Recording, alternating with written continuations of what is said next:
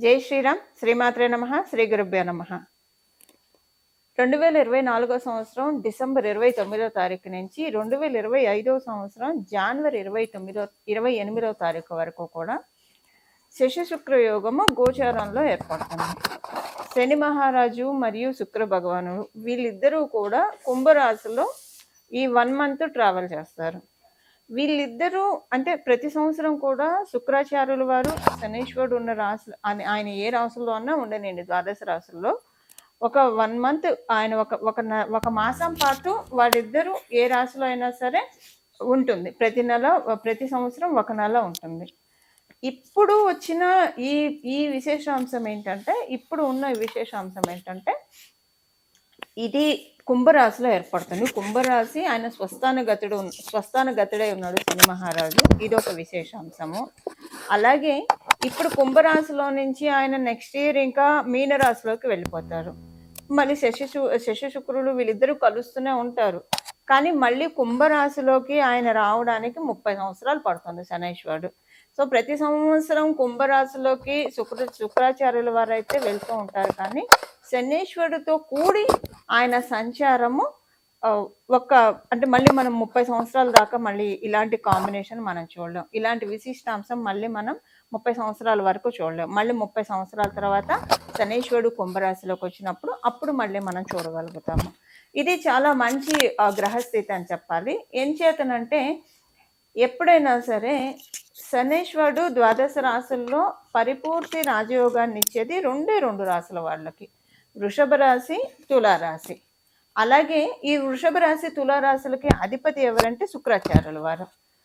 శుక్రాచార్యుల వారు కూడా ద్వాదశ రాశుల్లో పరిపూర్తి రాజయోగాన్ని ఇచ్చేది రెండు రాశుల వాళ్ళకి, అది మకర కుంభరాశుల వాళ్ళకి. ఈ మకర రాశికి మరియు కుంభరాశికి అధిపతి శని మహారాజు. సో వీళ్ళిద్దరు ఒకళ్ళకొకళ్ళు రాజయోగం ఇచ్చుకుంటారు. అంటే శనీశ్వరుడు కనుక తులారాశిలో ఉంటే వాళ్ళకి ఇంకా అంటే తులారాశిలో పుట్టిన వాళ్ళకి, వృషభ రాశిలో పుట్టిన వాళ్ళకి ఒక్క శనీశ్వరుడు చాలు పరిపూర్తి రాజయోగాన్ని ఇచ్చేస్తారు. ఆ రాశుల్లో ఉంటే ఇంకా బాగుంటుంది. అలాగే మకర కుంభరాశుల్లో పుట్టిన వాళ్ళకి శుక్రాచార్యుల వారు పరిపూర్తి రాజయోగాన్ని ఇచ్చేస్తారు. సో ఇది చాలా మంచి కాంబో. అయితే ఇప్పుడు ఈ కాంబో ప్రతి ద్వాదశ రాశుల వాళ్ళకి మంచి ఫలితాలు ఉంటాయి. కానీ డెఫినెట్గా కొన్ని రాశుల వాళ్ళకి ఎక్స్ట్రా బోనసెస్ ఉంటాయి, ఎక్స్ట్రా బెనిఫిట్స్ ఉంటాయి. ఈ కొన్ని రాశుల వాళ్ళు ఎవరో మనం ఇప్పుడు చూద్దాము. మొదటగా వృషభ రాశి, తులారాశి, అలాగే మకర రాశి, కుంభరాశి, మీనరాశి. వీళ్ళ 5గురికి కూడా ఇది చాలా మంచి సత్ఫలితాన్ని ఇస్తుంది.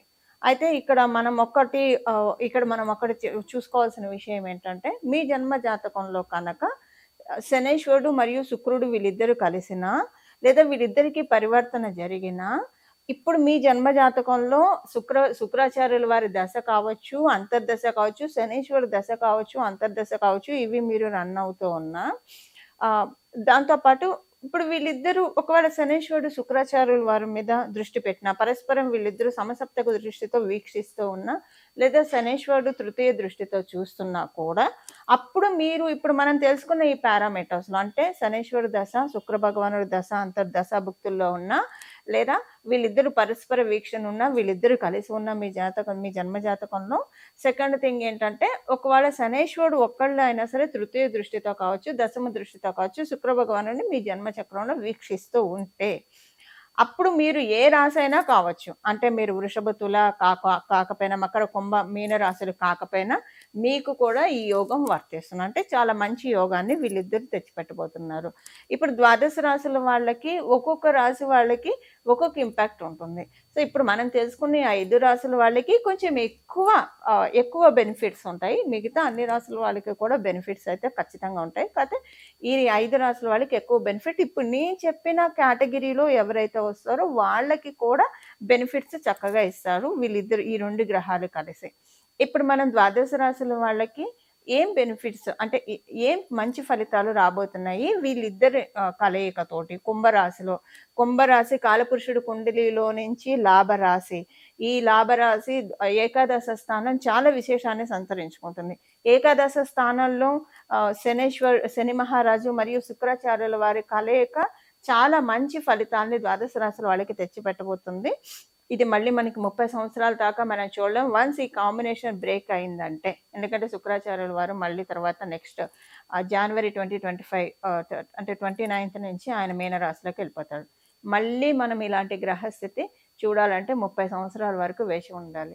సో, ఇప్పుడు ఉన్న ఈ గోచరంలో గ్రహస్థితి మనకి మంచి లబ్ధికరంగా, యోగకరంగా ఉంది. దీన్ని ఒకవేళ ఇప్పుడు మీ జన్మజాతకం బలంగా లేకపోతే దీన్ని ఒడిసి పట్టుకోవడానికి, అలాగే మీ జన్మజాతకం బలంగా ఉన్న దీన్ని ఇంకా మనం ఇంకా స్థిరపరచుకోవడానికి, ఇంకా వృద్ధిపరచుకోవడానికి, ఇంకా బలపరుచుకోవడానికి ఎలాంటి పరిహారాలు చేయాలో కూడా మనం తెలుసుకుందాము. మీనరాశి. మీనరాశిలో పుట్టిన వాళ్ళకి, మీన లగ్నంలో పుట్టిన వాళ్ళకి ఈ శశి శుక్ర యోగము ఎలాంటి ఫలితాన్ని తెచ్చిపెట్టబోతుంది? మీకు వ్యయ స్థానంలో జరుగుతూ ఉంది. ఇందాక మనం తెలుసుకున్న రాశుల్లో ఒక రాశి మీ రాశి. ఎందుకు మీకు యోగం అని నేను చెప్పానంటే, మీ రాశిలోనే శుక్రాచార్యుల వారు ఉచ్చ స్థితిని పొందుతారు. అందుకని మీనరాశి వాళ్ళకి ఇది చాలా మంచిది. అంటే ఒక రిలాక్స్ మూడ్‌లోకి తీసుకెళ్తున్నారు. ఇప్పుడు మిమ్మల్ని శని మహారాజు అలాగే శుక్రాచార్యుల వారు ఒక రిలాక్స్‌డ్ మూడ్‌లోకి తీసుకెళ్తున్నారు. ఇది మీకు అర్థమయ్యేట్టు చెప్పాలంటే, ఒక గవర్నమెంట్ అఫీషియల్ చక్కగా గవర్నమెంట్‌లో మొత్తం చేశారు. వాళ్ళకి మంచి అప్పుడు అతనికి కావచ్చు, ఆమెకి కావచ్చు మంచి పదవొచ్చింది. డబ్బులు బాగా వెనకేసేసుకున్నారు. ఎక్కడ కూడా ఒక చిన్న రిమార్క్ లేదు. క్లీన్ చిట్ తోటి రిటైర్మెంట్ తీసుకున్నారనుకోండి. ఇంకా వాళ్ళు హాయిగా ప్రశాంతంగా వాళ్ళ జీవితాన్ని ఎంజాయ్ చేస్తారు కదా! అలా మీరు ఉద్యోగం చేస్తున్నా, వ్యాపారం చేస్తున్నా అలా ఎంజాయ్ చేస్తారు. ఒక రిటైర్డ్ పర్సన్ ఎలాగైతే అంటే కంప్లీట్ ఒక పర్ఫెక్ట్ పర్సన్ కనుక, ఒక జెన్యూన్ పర్సన్ కనుక రిటైర్మెంట్ తీసుకుంటే ఎంత చక్కగా ఎంజాయ్ చేస్తారు లైఫ్‌ని. అన్నీ ఉన్నప్పుడు దేనికోసం పరుగులు పెట్టకుండా ఉన్న వాళ్ళు ఎలా ఎంజాయ్ చేస్తారో రిటైర్మెంట్‌ని. ఇప్పుడు మీకు అదే పరిస్థితి శని మహారాజు అలాగే శుక్రాచార్యుల వారు కల్పిస్తున్నారు. అంటే దీని అర్థం ఏంటంటే మీరు ఏ పని చేయకుండా ఖాళీగా కూర్చుంటారని మటుకు కాదు. మీ పనులు మీరు చేస్తారు. కానీ ఆడుతూ పాడుతూ చేస్తారు. చాలా అంటే పనులన్నీ సులభతరం చేసేస్తారు. ఒక్కోసారి సమయం బాగోనప్పుడు చిన్న పని గూడా చాలా టైం పడుతుంది మనకసలు. మన పక్కనే ఫోన్ ఉంటుంది. ఫోన్ కోసం ఊరంతా ఎతుకుతాము. అంటే అక్కడ ఎంత టైం వేస్ట్ అయిపోతుంది. మళ్ళీ స్ట్రెస్ ఏమైంది ఫోన్ అని లేకపోతే ఏదైనా ఒక వస్తువు మన ఒళ్ళోనే ఉండి వెతుకుతూ ఉంటాము. అంటే టైం అక్కడ కాలబలం అనమాట. అలా ఇప్పుడేంటంటే కాలబలం బాగా ఉంది, దైవబలం బాగా ఉంది. అందువల్ల పనులన్నీ కూడా మీ డే టు డే లైఫ్‌లో ఉన్న పనులే, మీ నిత్య దైనందిన జీవితంలో ఉన్న పనులే, అది వ్యాపారం కావచ్చు, ఉద్యోగం కావచ్చు, అన్నీ కూడా చకచక చాలా మంచి అంటే మీ మెదడు పాదరసంలా పనిచేస్తుంది. ఇదెందుకు ఇలా చేయడము, ఇంకా స్మార్ట్‌గా చేయొచ్చు గదా! ఇంకా తొందరగా చేయొచ్చు గదా! ఇది ఫినిష్ చేసేయొచ్చు కదా! అనిని ఒక మంచి ఆలోచనని మీకు శుక్రాచార్యుల వారు కలగజేస్తూ ఉన్నారు. తద్వారా ఏంటంటే మీకు పనులన్నీ కూడా చకచక వేగవంతంగా అయిపోతాయి. అంతకుముందు మీరు నిదానంగా చేసేవాళ్ళైనా సరే ఇప్పుడు చాలా వేగంగా చేస్తారు పనులన్నీ. సో, మీకు ఫ్రీ టైమ్ చాలా దొరుకుతుంది. ఈ ఫ్రీ టైమ్‌ని మీరు చిల్ అవ్వడానికి ఉపయోగిస్తారా? ఇంకా అప్‌గ్రేడ్ చేసుకోవడానికి ఉపయోగిస్తారా? అనేది మీ మీద ఆధారపడి ఉంటుంది. అలాగే దాంతో పాటు ఇంకొకటేంటంటే చిల్ అయ్యే టైం అయితే మీకుంటుంది. దీంతో పాటు ఇప్పుడు శనీశ్వరుడు కూడా ఈ యోగాన్ని ఇస్తున్నాడు కాబట్టి మిమ్మల్ని మీరు అప్‌గ్రేడ్ చేసుకోవడానికి కొంత మీ ఖాళీ సమయాన్ని ఉపయోగించుకుంటే చాలా బాగా ఉంటుంది. మీరు ఇప్పుడు ఆల్రెడీ మీకొక ఇల్లుంది. పైన ఇంకొక టాప్ ఫ్లోర్ వేయాలని అనుకుంటున్నారు. ఇది చాలా మంచి సమయం. ఇప్పుడు ఇలాంటి వాటన్నిటికి కూడా మీరు ప్రయత్నాలు చేయండి. అంటే ఫోకస్ పెట్టండి. మీరు ఇప్పుడు కాకపోయినా ఇమ్మీడియేట్‌గా కాకపోయినా ఈ డౌన్ ద లైన్ 3 ఇయర్స్‌లో మీరు అవి వేయడానికి మిమ్మల్ని అర్హుల్ని చేస్తారు శనీశ్వరుడు మరియు శని మహారాజు, శుక్రాచార్యుల వారు. ఎందుకంటే మన ప్రయత్నం మనం చేయాలి కదా! ఇప్పుడు మీరు చేసే ప్రయత్నాలు గృహపరంగా మీరు చేసే ఏ ప్రయత్నాలైనా సరే శని మహారాజు అలాగే శుక్రాచార్యుల వారు దీవిస్తున్నారు. అలాగే మీరు విదేశాలు వెళ్ళాలని ప్రయత్నిస్తుంటే ఇది చాలా మంచి శుభ సమయం. మీరేం విదేశాలు వెళ్ళాలని ఏం ప్రయత్నించట్లేదనుకోండి. ఇంట్లో శుభకార్యాలు చేయడానికి మంచి శుభ సమయం. మీరు విదేశాలు వెళ్ళడానికి ఏం ప్రయత్నం చేయకపోతే మీకు కొన్ని మంచి అదృష్టకరమైన సంఘటనలు మీ జీవితంలో చోటు చేసుకుంటాయి. సో, ఎలా చూసుకున్నా మీనరాశి వాళ్ళకి, మీన లగ్నంలో పుట్టిన వాళ్ళకి శని మహారాజు అలాగే శుక్రాచార్యుల వారు వీళ్ళిద్దరూ కలిసి ఒక మంచి రిలాక్సింగ్ పీరియడ్‌లోకి, ఒక మంచి రిలాక్సింగ్ మోడ్‌లోకి మిమ్మల్ని డ్రైవ్ చేయబోతున్నారు. సో, చాలా మీరంటే దీన్ని ఇంకా బాగా ప్రాపర్‌గా యుటిలైజ్ చేసుకోండి. ఒకవేళ మీ జన్మ జాతకంలో ఇప్పుడు బాగోకపోతే మీకు ఈ యోగం పూర్తిగా తీసుకోలేరు కాబట్టి తీసుకోవడానికి ఏం పరిహారం చేయాలి? మీ జన్మ జాతకం బాగున్నా కూడా ఏం పరిహారం చేస్తే ఇంకా దీన్ని మీరు బాగా స్ట్రాంగ్ చేసుకోవచ్చో ఇప్పుడు మనం చూద్దాం. శశి శుక్ర యోగము ఇవిచ్చే ఫలితాలు ద్వాదశ రాశుల వాళ్ళకి మనం చూసాం కదా! ఇప్పుడు మనం అసలు ఒకవేళ మీ జన్మ జాతకంలో ఈ యోగం ఉన్నా లేకపోయినా అసలు మీకు ఈ యోగం ఇప్పుడు గోచారంలో ఉన్న ఈ యోగము మంచి ఇంపాక్ట్‌ని, అలాగే మంచి ఫలితాల్ని ఇవ్వాలంటే ఏం పరిహారం చేసుకోవాలో ఇప్పుడు మనం చూద్దాము. దీనికోసం చేయాల్సిన పరిహారము వెంకటేశ్వర స్వామి వారి ఆరాధన.